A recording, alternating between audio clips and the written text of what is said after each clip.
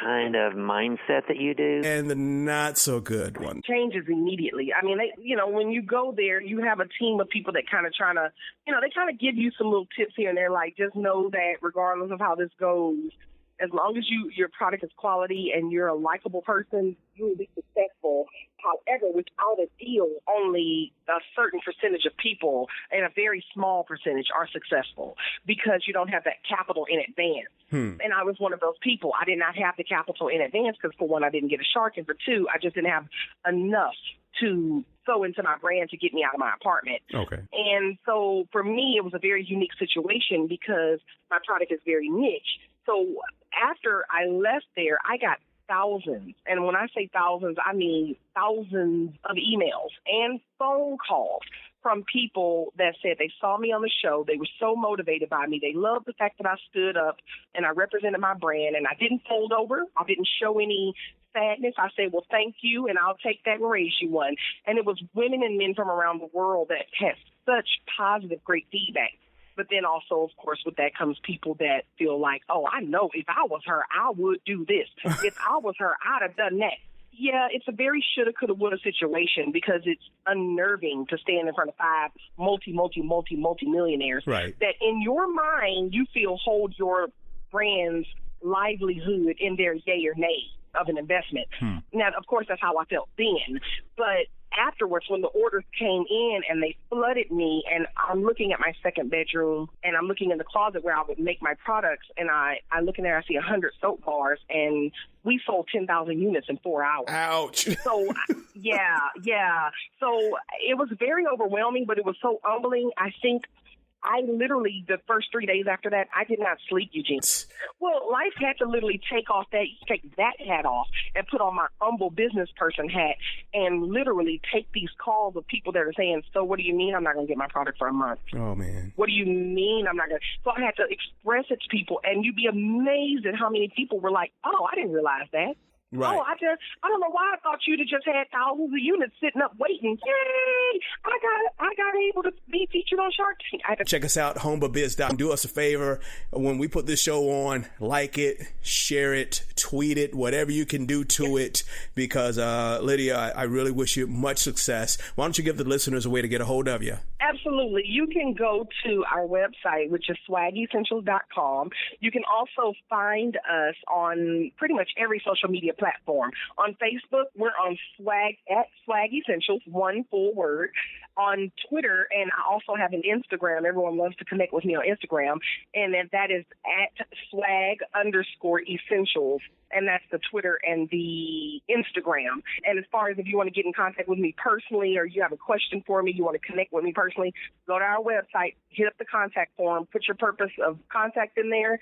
And if I don't contact you back directly, my customer care manager or my assistant will. Awesome. Lydia Evans, swagessentials.com. Thank you for taking your time out here on homebabiz.com. Thank you, Eugene. Have a great day. Connect.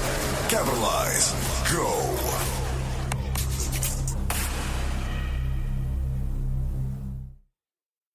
Hi, I'm Eugene Rowe, host of the podcast For Business. On behalf of our team, I'd like to say thanks.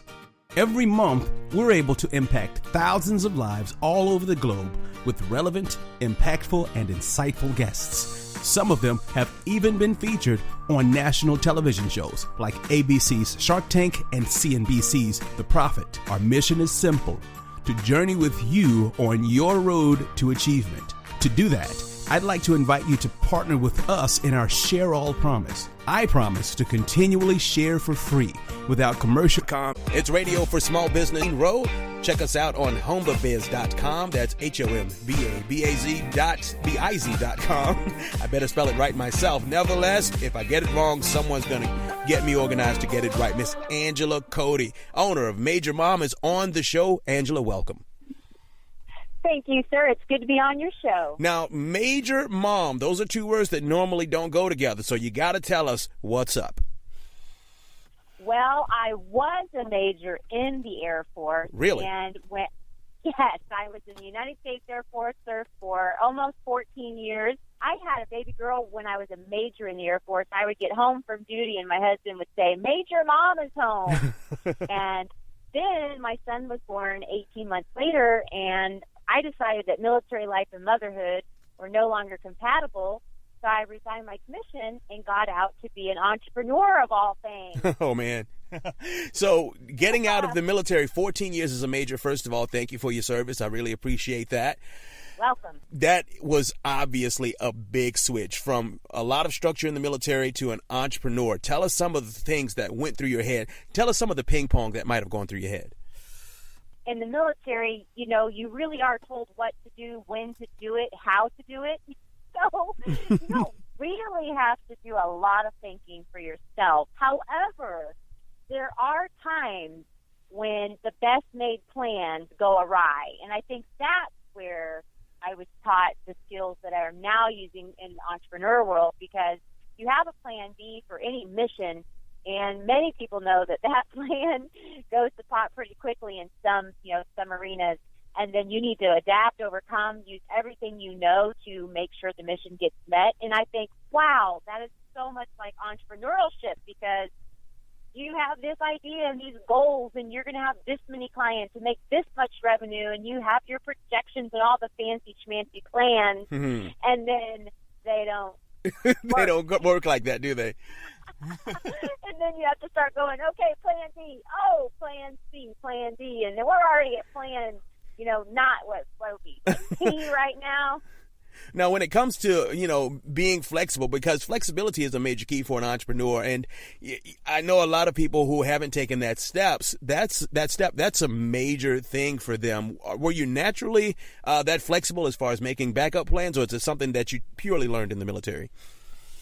I grew up in the most chaotic environment in terms of moving 16 times by the time I was 14. My dad was in construction. My mom was a nurse, and sometimes we'd have literally 5 or 6 hours to get our house packed up and move. Wow. And that wow. just really created a ton of flexibility in terms of my relationship with time and stuff and, attachments to things. I think that then the military does the same thing, because you move, you switch units, you switch squadrons, and even though the mission is changing in each of those units, there's still some standard operating procedures that you can cling to. And I think that's why I created Major Mom, because I saw people being really organized at work in the corporate environment, but they were totally disorganized in their business or their home, their office, not invoicing people, just not being on top of their game with good time management.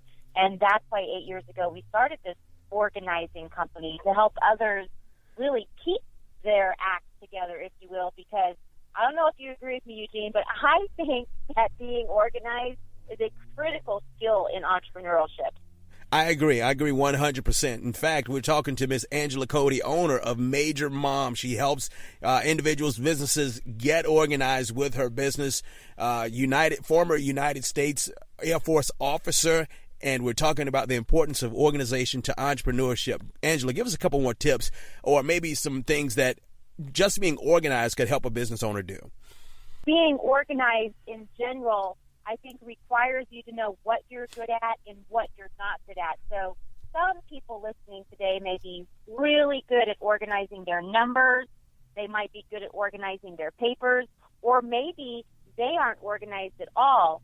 So they still try to be their own bookkeeper, still try to be their own assistant, and create their own file systems and never reach out for help. So my first big thing is entrepreneurship is not meant to do alone. It's meant to outsource and gather other people that have great skills than you do in certain areas so that you can do what you're super good at versus spending lots of time in the office doing something you hate doing. Right. And you know what? There are businesses out there where the owner actually works for the guy he hired as a CEO or the girl they hired as a CEO just because the owner knows his limitations. And I think that's a great piece of advice. What are some other things that you found that simply being organized can do to help entrepreneurs succeed? Well, being organized in terms of your office, in your life, it saves you time, money, and energy. A lot of business owners that we organize have duplicate purchases on so many levels, which is such a waste of time, whether it's 2 or 4 printers, gadgets and gadgets, guess what's the thing I find the most in offices, disorganized offices, when we go to organize them. And these are solopreneurs or maybe few people companies. It's software, the magic bullet. They buy all this software and it sits on the shelf and never gets opened. Or books that never get opened, and their offices are full of stuff that they think, if I just read this book, if I just get this software, if I just sign up for this program, or if I just go to 10 more networking events, I'll have 200 business cards that I can throw in a box and do nothing with. Oh, man. So that's my second thing, is do something with those business cards. Otherwise, just stay home. Yeah, you'll save a lot of time. I think I read a stat up to 80% of networking events and trade show leads go unfollowed up on, which is kind of crazy. So we're talking to Angela Cody. She's owner of Major Mom. She is an organizer extraordinaire, former Air Force Major. That's an officer, I think. Angela, we've been on the process of talking about organization, and one of the things that businesses have to get organized for is when it comes to raising capital and bringing in investors. Have you ever raised capital at all? Oh, goodness, I have raised capital. I've been on Shark Tank. I've done pitch competitions all over the United States, and let me tell you how organized you have got to be for those types of events.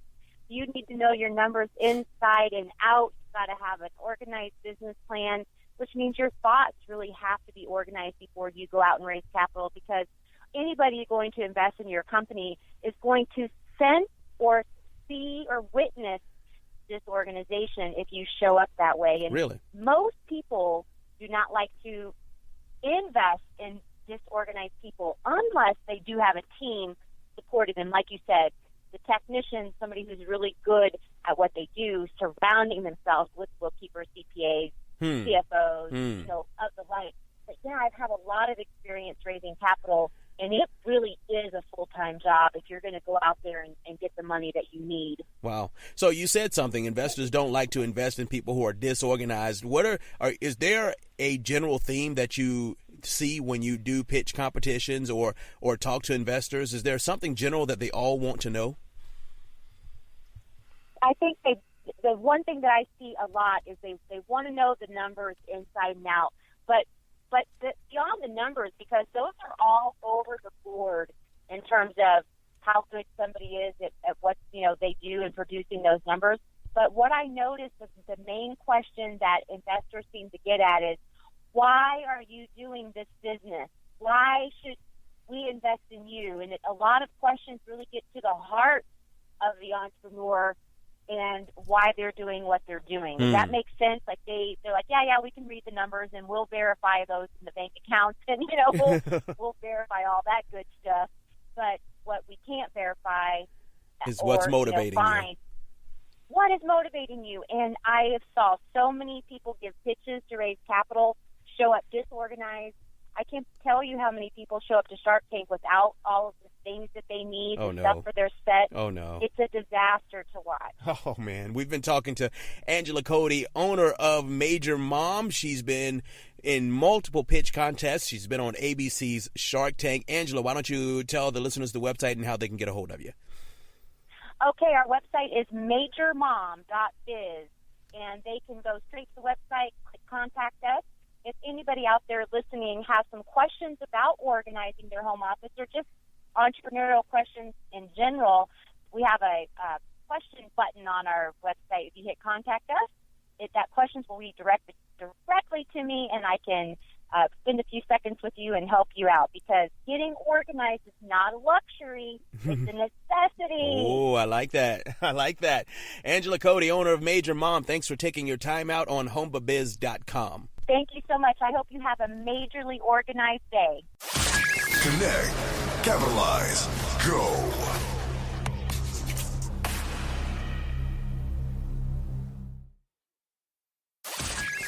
All new radio for business. It's the podcast for business. After that, I'm not doing people's lunch dishes. Highlighting the best emerging talent. Oh my God, all these people that have gotten the product and wrote up on it. That's amazing. The podcast for business, live every weekday at 4:30 p.m. Eastern. If I think positive about the results, only positive results are going to come to me. You never know what you'll hear. If we didn't have that foundation, I don't think I would have had the balls Well, I don't have balls, but Hey, you can say it.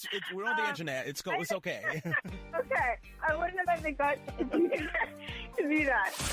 Connect, capitalize, go.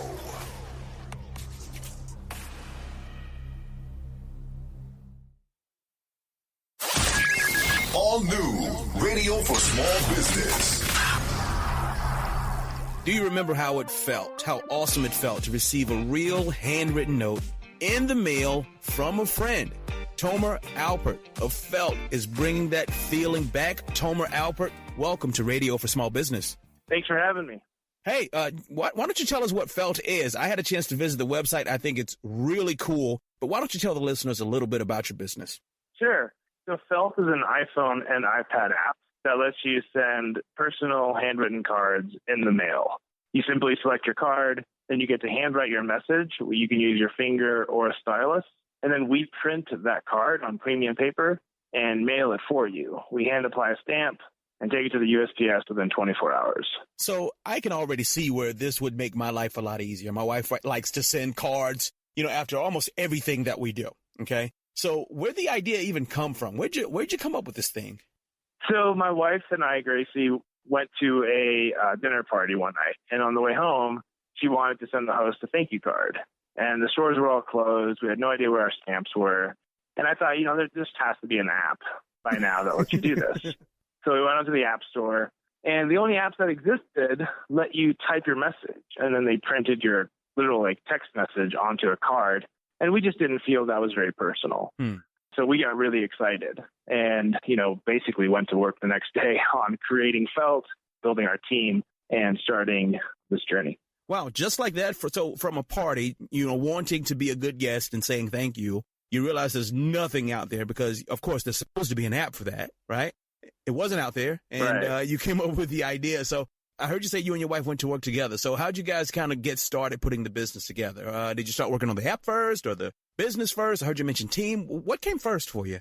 Yeah, the first thing that I did was, I wanted to make sure that handwriting could look natural when it was printed.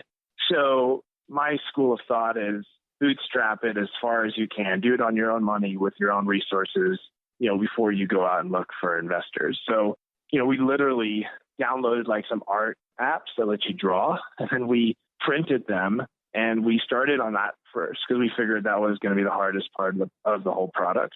So we found some really interesting ways to make handwriting when it prints look completely authentic. And today people email us and they're like, I sent my mom a Mother's Day card, and then I called her because I wanted to tell her about Felt, and she couldn't understand how the card she received was from an app. Wow. Because it was their handwriting and it looked so authentic. And so that was the first thing that we did. Yep. And then we started building our team. Once we figured out we could make a card look real and just replace pen and paper with your app and your finger, we started building the team. And the first thing that we looked is okay, what don't we do well? What parts of this business are we going to need to find other people to help us with?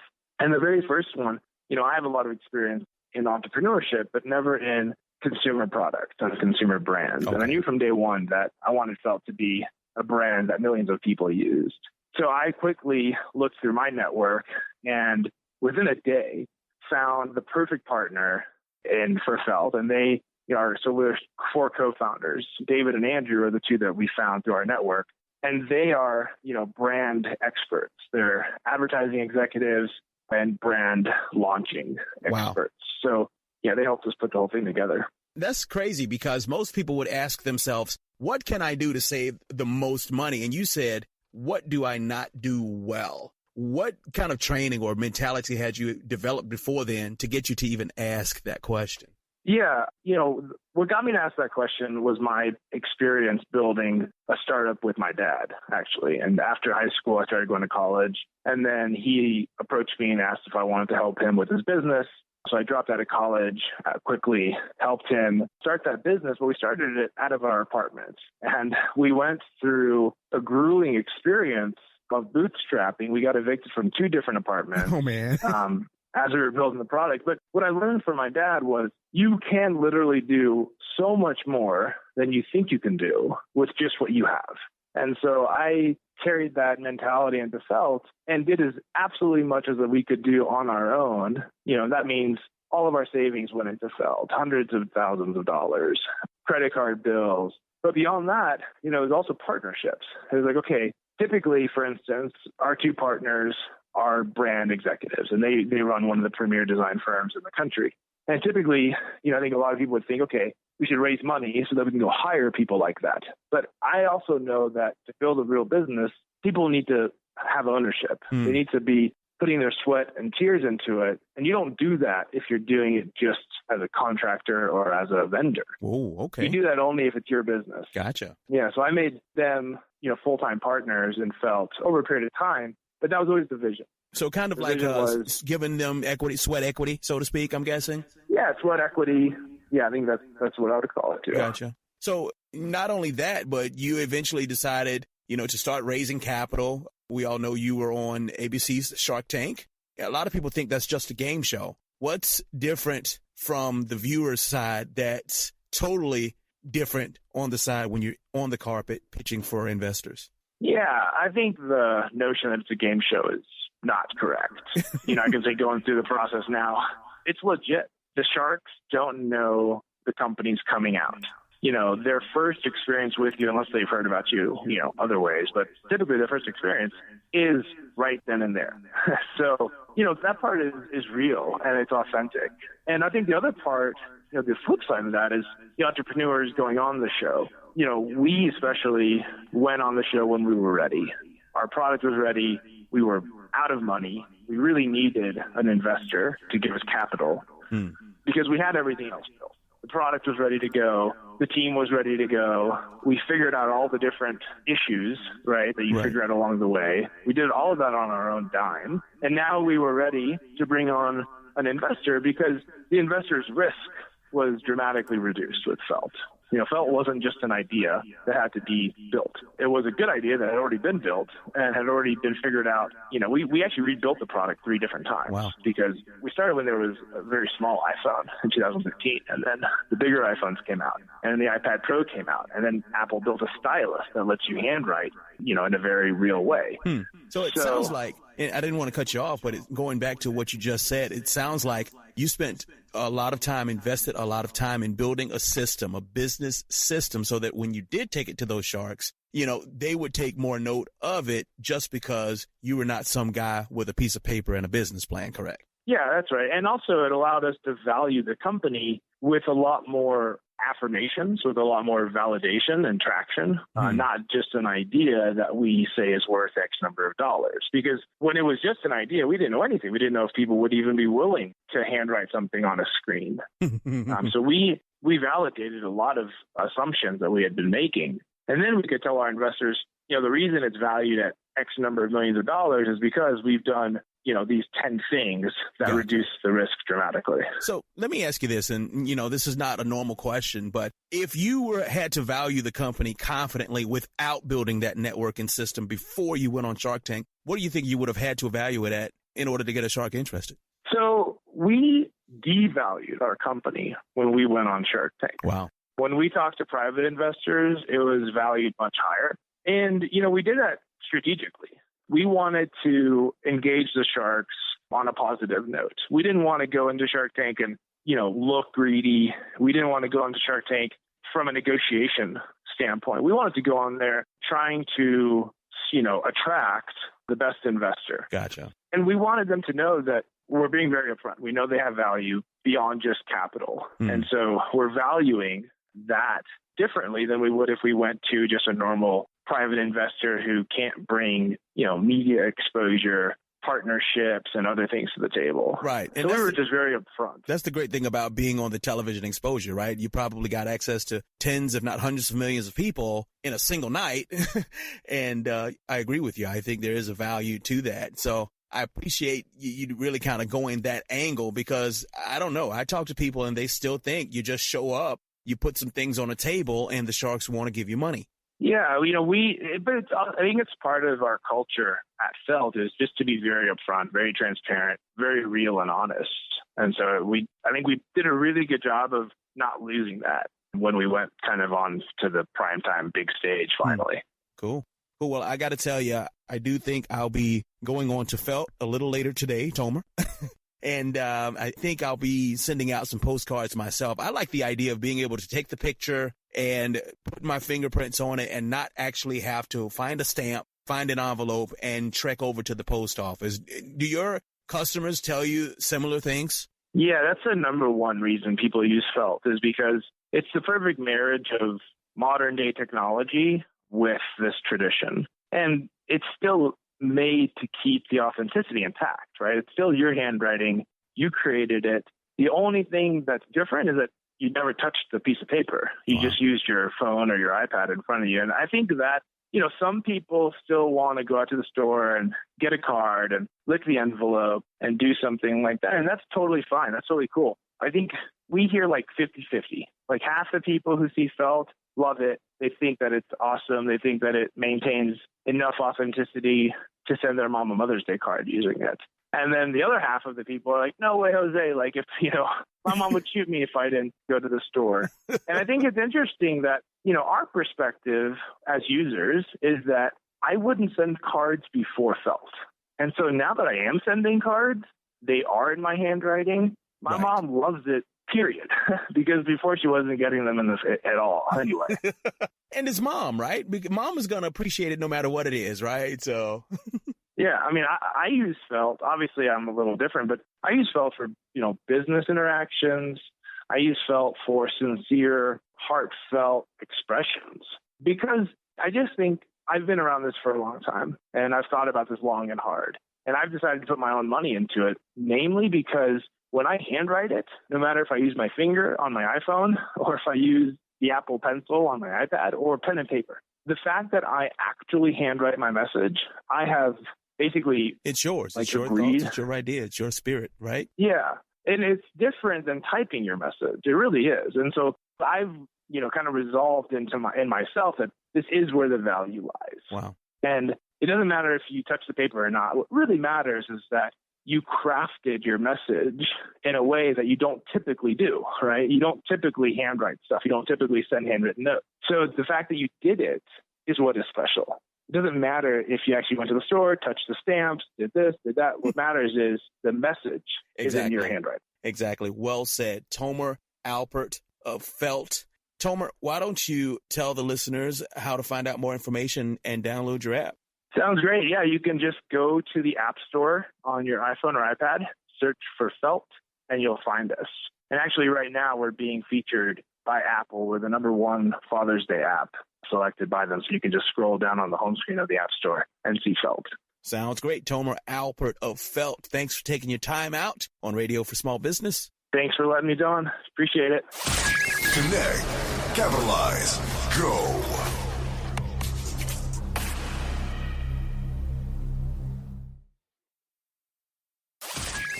All new Radio for Business.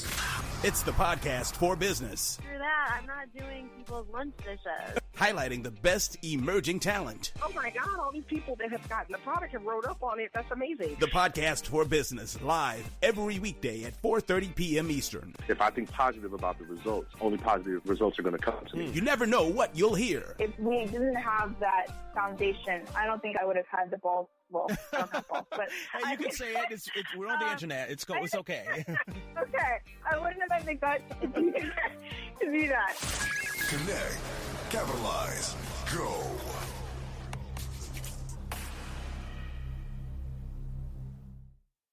Hi, I'm Eugene Rowe, host of the podcast for business. On behalf of our team, I'd like to say thanks. Every month, we're able to impact thousands of lives all over the globe with relevant, impactful, and insightful guests. Some of them have even been featured on national television shows like ABC's Shark Tank and CNBC's The Profit. Our mission is simple: to journey with you on your road to achievement. To do that, I'd like to invite you to partner with us in our Share All promise. I promise to continually share for free without commercial interruption and unnecessary subscriptions. And I ask that you promise to share us with your friends. Hear something you like? Simply use the social share buttons at the bottom of the page to tell your network about the Podcast for Business. It's simple, easy, and only takes 5 seconds. That's it, partner. You've made the Share All promise. Inside the mind of the owner. Radio for small business. Connect, capitalize, go.